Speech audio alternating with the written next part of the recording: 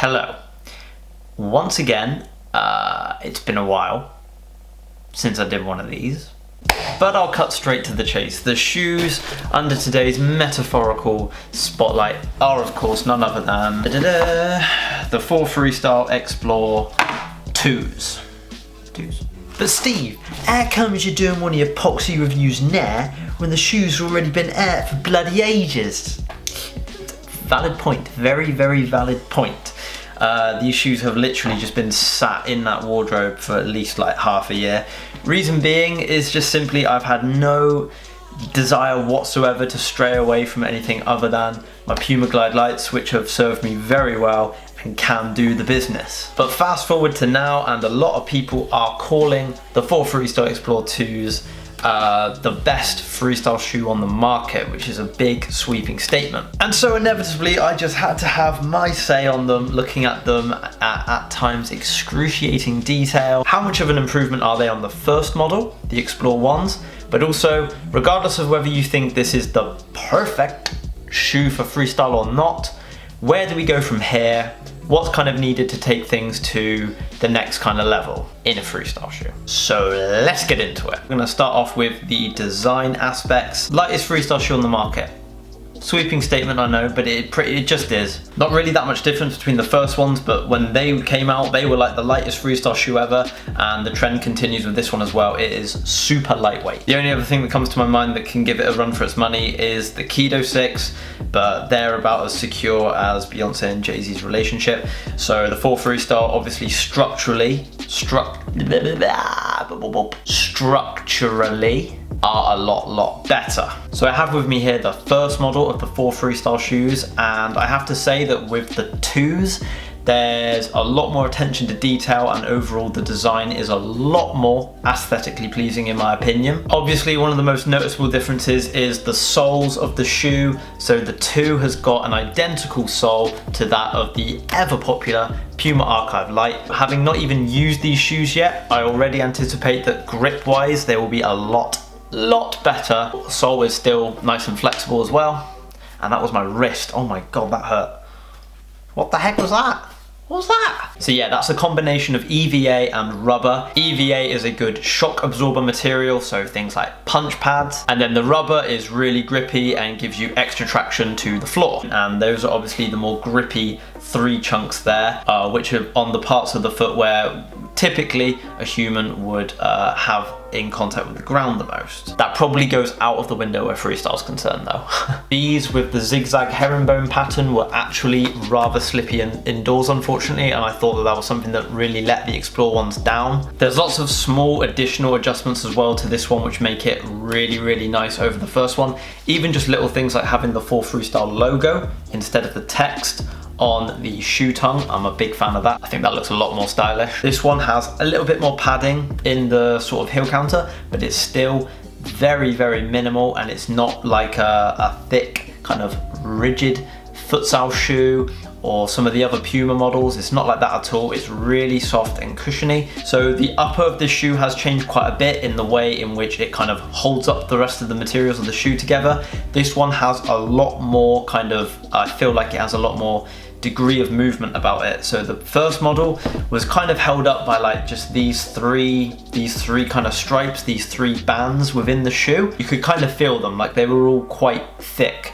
On the Explore 2s, however, it's just a lot more sort of lots of smaller ones of that, and they feel a lot less intrusive. One of the other noteworthy changes on the toe bed, we've actually got a combination of 2 materials now, so not just the soft mesh, but there's also kind of like a laminated kind of layer of mesh on top of that mesh to make meshception. So not only do I anticipate that the extra layer of mesh will have a bit of an impact in terms of how it connects with a football, is it grippy, what's the touch like, but I also imagine that it kind of serves as another purpose, which is to protect that softer mesh underneath and prevent it from holes developing quickly, because as we know with a lot of mesh freestyle shoes, those holes tend to develop a lot sooner than we'd like them to. Also, the Explore 2s are just an absolutely crisp, delectable shade of white, and it kind of makes me not want to use them because I know I'm going to ruin all of that in one session. But yeah, honestly, overall, it is a beautiful, beautiful shoe. Okay, so that's pretty much all the design aspects covered. Now I'm going to go try out these babies for the first time, and I'm also going to be using the laces with grip which came with them. I'm not sure how much of a difference they actually make, but I feel cooler for wearing them anyway. So I'm probably going to give these beauties a real good go of like a month, and then I'll come back and give some raw honesty on if they're actually any good for freestyle or not. Forgot the laces.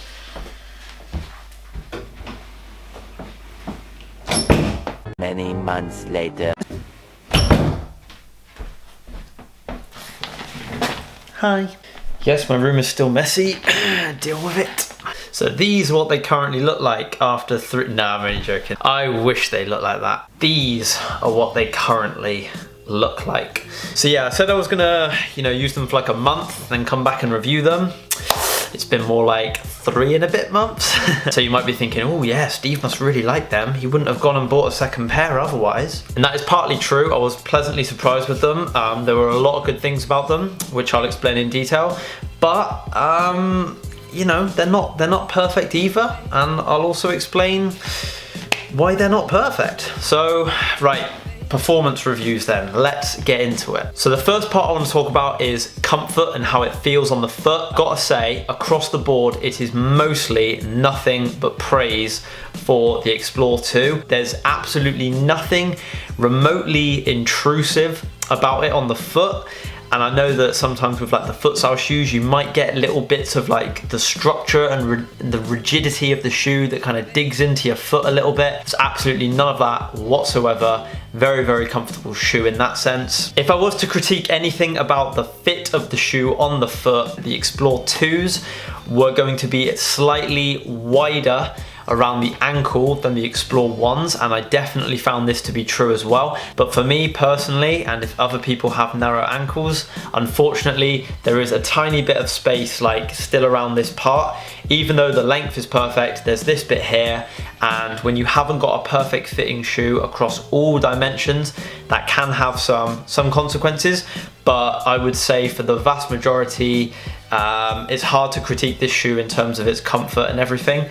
It's pretty good. So once you get these bad boys on your feet and you start freestyling with them for the first time, the first thing undoubtedly you will probably notice is how light they are. You have to remember, I went from Puma Glide Light to using these, and the Puma Glide Lights are pretty light, but these are significantly lighter than that. It wasn't just adjusting to the touch of these, which I'll talk about in a minute, but genuinely these were so much lighter that I found my legs were like just gliding and just cruising over the ball faster than what I anticipated. So it took a bit of time to actually adjust and go, whoa, these are light. I don't have to actually exert as much energy to like do revolutions and stuff. We're still talking to a small scale, but at first you will notice that difference, definitely. And then like I said, the touch. Now the touch on these is really, really nice.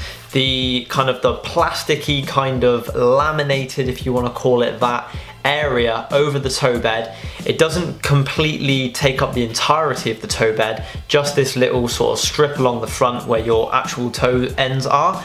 And when you first start using this, it takes a little bit of adjustment, as all shoes do, let's be fair, but with this it is really nice, and it's one of those where I'm almost certain that you will benefit even more when you're using a match ball or football that has the textures to it, not like a flat one like a Finale 7 or a Finale 6 or a Teamgeist or whatever that don't have the textures. I think you get the greatest amount of benefit from using these with a textured match ball. I think that is where you'll get the most grip and the most responsiveness. It's just the best combination. Towards sort of like the 2 months sort of into using these, I just kind of felt like it would make sense and be more beneficial maybe if the whole toe bed area was made up of that material and had that over it. When you try freestyling a bit tired, I noticed that it was getting a little bit harder to set yourself up for tricks really, really precisely, just because bit of fatigue starts to kick in and you start kicking the ball a little bit more on like the cushiony part rather than the grippy part. And you know, you could say that I'm sort of like splitting hairs here, but it is still all very fine margins in freestyle, especially when the tricks get bigger and bigger and more difficult. And when you're tired and you try compensating for this, you start just kicking the ball a bit differently. So I kind of felt like it would just make sense if maybe the whole toe bed, if there's a future model, would benefit from having the whole area in the plasticky, grippier mesh bits. I'm very much used to the touch of these shoes now, and that's kind of why that's one of the main reasons why I bought another pair. I didn't want to go back to glide lights and get used to that touch all over again, so I'm kind of in the habit of, you know, I'm used to this touch now, and I'm just one of those people, I get with one type of shoe or ball and I try and stick with it for a while. So the next topic I want to talk about with these shoes is the durability. Now with the durability, I feel like it's the kind of category that we will scrutinize a lot in freestyle shoes, but the reality is there's only so much they can do. The Explore 2 mesh boasts a very light and very minimalistic design, and with the pros that it does give in terms of being lightweight, etc, etc, sometimes you compromise on things like the durability and some other bits which I'll talk about. But with the durability, these are, you know, these aren't like Kedo Sit quality or anything. But if I'm being brutally honest, I was actually a bit surprised with the wear and tear that I was getting on these shoes. These lasted me about just under 3 months, okay? And that was used on a variety of surfaces, but predominantly indoor. It got to a stage where on the bottom, the sole was just beginning to wear away enough that I was starting to slip on an indoor floor. And for me, once that starts happening, you start compromising on a lot of lowers. So I was like, right, probably gonna need to get another pair of these now. Once this stuff here starts splitting, you're so used to the touch that you don't realize how much grip you're actually losing with the ball. It's not enough to like affect your level like properly. When I put on the new pair, oh my goodness gracious me, it was like such a boost in terms of how much I can actually connect with the ball properly again. But I guess ultimately it kind of depends on what tricks and stuff you're doing as well. Keep an eye on sort of this material here and how much it lasts you.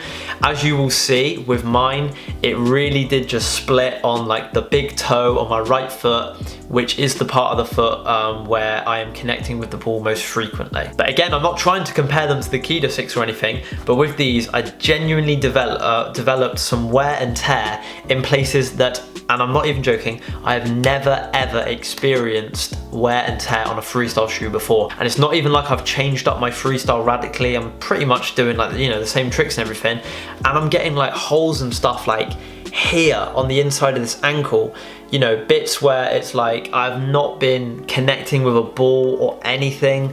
So it was a little bit, you know, raised an eyebrow at that. And you can't help but wonder about the sort of the durability of these, especially when you factor in the price that you pay for them, which, you know, if you want to stick committed to just using this shoe in future at 60 euros a pop or whatever it is, you want to kind of get one that you know is going to last you a while and not hinder your freestyle, you know, much along the way, in comparison to when you freshly get them out the box and 1 month down the line, 2 months down the line, 3 months down the line, or whatever. You don't want that quality that you get out of the shoe with your freestyle to change drastically. But like I'm trying to say, you know, with the resources and everything that we have today, the material that goes into making shoes, I don't think it's just a case of, oh, well, next time we're gonna make the EVA sole out of something that does not wear away at all. It's not possible. Like, there's only so much we can do to combat the effects that are just an absolute inevitable byproduct of the activity of freestyling. And then there's one more topic that I want to talk about with these shoes actually, and I've never ever brought this up in a shoe review before, but it's actually kind of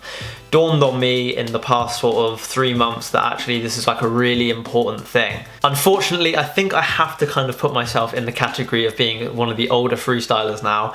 And speaking to a few other older freestylers, one thing that they kind of have to sort of bear in mind is like, their ankles, their joints, all that kind of stuff. You know, as you get older, you don't necessarily recover as easier, and your ankles, joints, etc., they do feel the impact of freestyle a lot more, and the shoes that you wear are going to play a part in that. So with these, the 4Freestyle Explore 2s, they are a very minimalistic design. There's not a great deal to them. No heel counter, for example. That's kind of a rare feature of a shoe nowadays. All in all, the shoe, I don't feel like it was designed with the kind of the I don't know what the word for it is, like the ergonomics of the foot and how it kind of, you know, takes that impact and pounding through freestyle and everything. I don't feel like any shoe has ever been designed with all of that kind of PD, what's the word I'm after? One of them is feet, one of them is children. Podiatry, yeah, podiatry, the study of feet, that's what I was after. So I don't feel like we've had a freestyle shoe yet that really takes into account the podiatry type features and the impact of freestyle. I'll use me as an example. I've got my freaking quaver ankle, which could like give way at any moment. Again, I'm scared, and that ankle is having to work twice as hard as my other ankle, so there's like some stability issues there and stuff. And I feel like the left hand side is getting more impact directly to the knee, the hip, and other things. And in these shoes, I feel it a little bit more.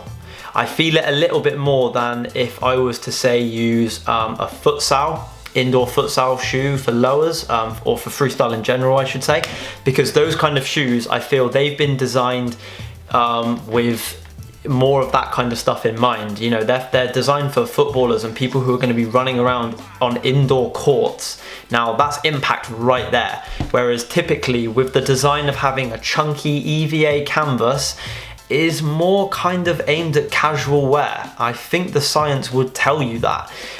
It's just fortunate that it does tick a hell of a lot of other boxes for freestyle, and these are great for freestyle. If you're an older freestyler, or if you're like a freestyler who has, you know, a long-standing history of like, you know, knee pain, shin splints, Osgood-Schlatz disease, dodgy ankles, you know, the list goes on. I'm not saying don't buy these, I'm just saying it's a new factor which I've not thought about at all when reviewing shoes, but it's something you might want to consider. So to draw some kind of conclusions then, this shoe is great. I have to just give it a lot more praise than I do criticism. I think in particular to look at the bigger picture of what this shoe does for you. It ticks a lot of boxes, but ultimately it will depend on your freestyle. But if you're a beginner freestyler, like this is probably the best shoe. Like it's probably the best shoe for you if you're a beginner freestyler, because you will be able to do lowers, sits, you know, slaps, you know, sole stuff, I forgot to say, like, you know, the surface area and everything is great for it, no problems in that department.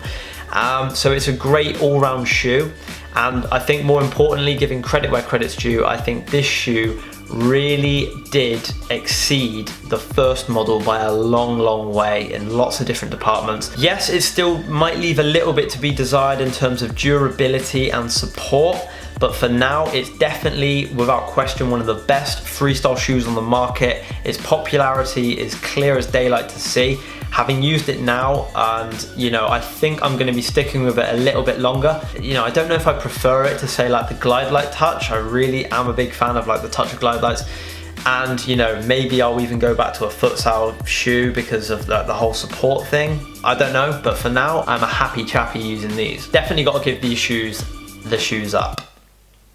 Jesus, it's been a while, hasn't it? If I was to say about making any improvements to the shoe, like I said, I think I would prefer to have the toe bed all one material. I think that would benefit it greatly.